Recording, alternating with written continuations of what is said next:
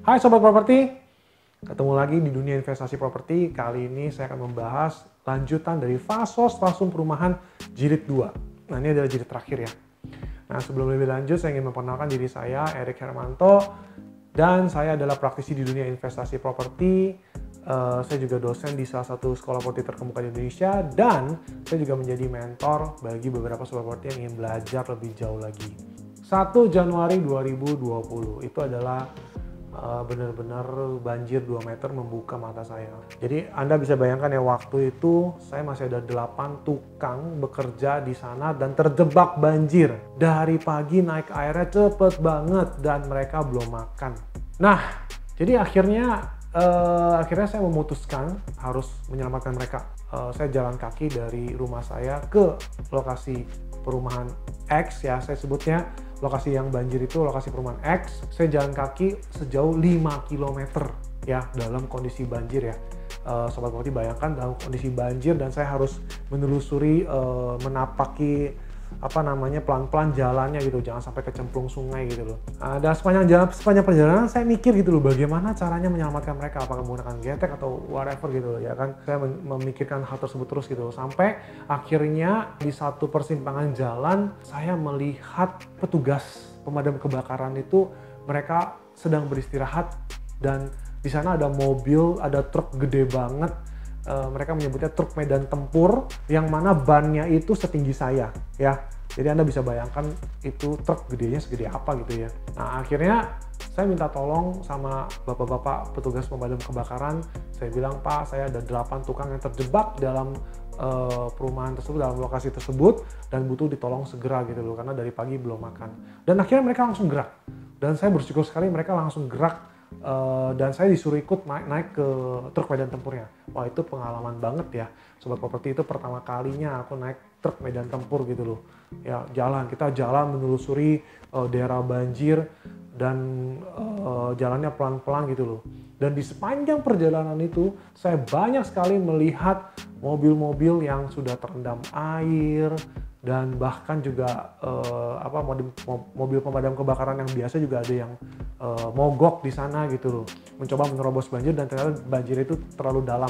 Jadi pada saat kita masuk jalan utama, mau masuk ke perumahannya nggak bisa karena ada gapuranya, karena ini kan mobilnya, truknya kan tinggi banget. Jadi ada gapuranya, nggak bisa masuk.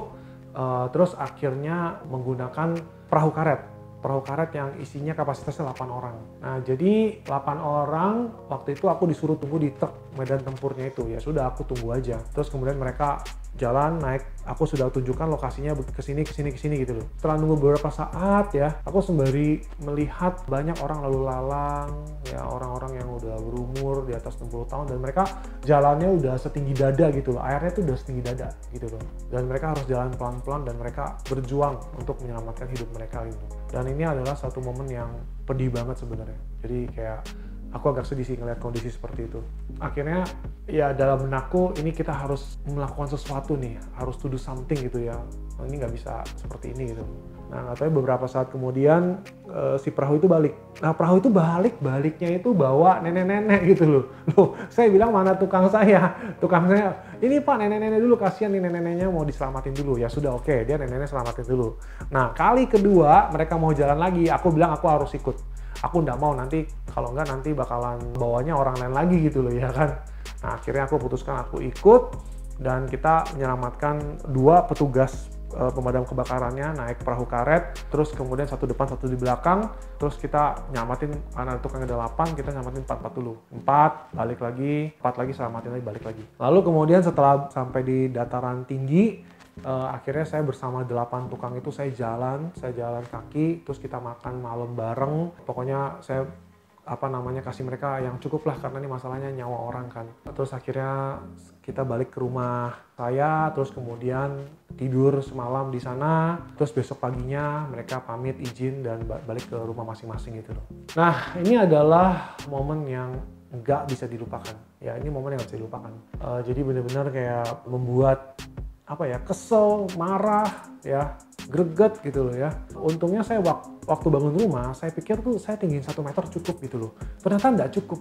Ini benar banjirnya 2 meter. Nah, untungnya pada saat di awal saya bikin plafonnya itu tinggi 4 meter.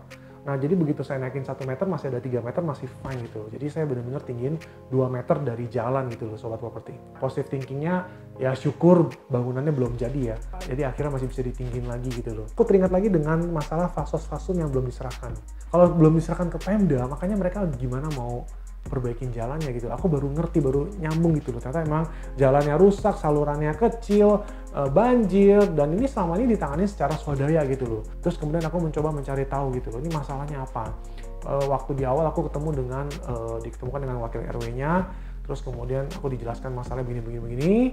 Akhirnya aku bilang aku mau bantu, aku diketemukan lagi dengan RW-nya, dan dari RW-nya itu aku telusuri historinya gimana, dan ternyata mereka pernah ketemu sama Ahok, ya sama Pak Ahok tahun 2016, ya pernah ke perumahan tersebut, dan Pak Ahok sudah menjanjikan ini akan membantu untuk membereskan masalah fasos-fasumnya ini gitu loh. Bahkan sampai waktu itu orang suku dinas lingkungan hidup sudah survei ke perumahan tersebut, tapi sayang Pak Ahok mengalami musibah, masuk penjara, dan akhirnya dengan sendirinya proses itu juga terhenti. Sampai ya karena saya sudah tahu historinya, lalu kemudian ya saya coba bantu tanganin.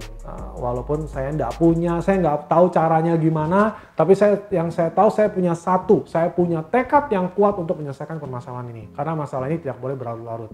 Nah jadi akhirnya saya cari info, saya minta bantuan ke kiri, ke kanan, kemana-mana. Kita satu tim RW itu kompakan. Saya sampai bolak-balik ke kantor gubernur, kantor wali kota, dan sampai akhirnya saya bersyukur sekali di Agustus 2020 saya ketemu dengan sosok Ibu Ima Madia.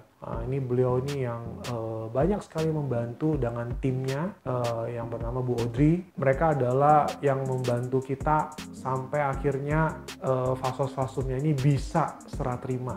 Ya melalui perjuangan yang panjang dan jalan berliku dan tidak mudah ya. Nah akhirnya tanggal 11 November 2020 terjadilah momen yang sangat bersejarah, di mana setelah 40 tahun perjuangan akhirnya fasos-fasum di perumahan X bisa diambil alih oleh Pemda setempat, ya oleh BPAD pusat. Dan Anda bisa lihat ya, ini bisa lihat link YouTube-nya. Saya sertakan di sini, dan juga ada fotonya kita, foto dengan Ibu Ima pada 11 November 2020. Dan ini benar-benar momen yang membahagiakan sih.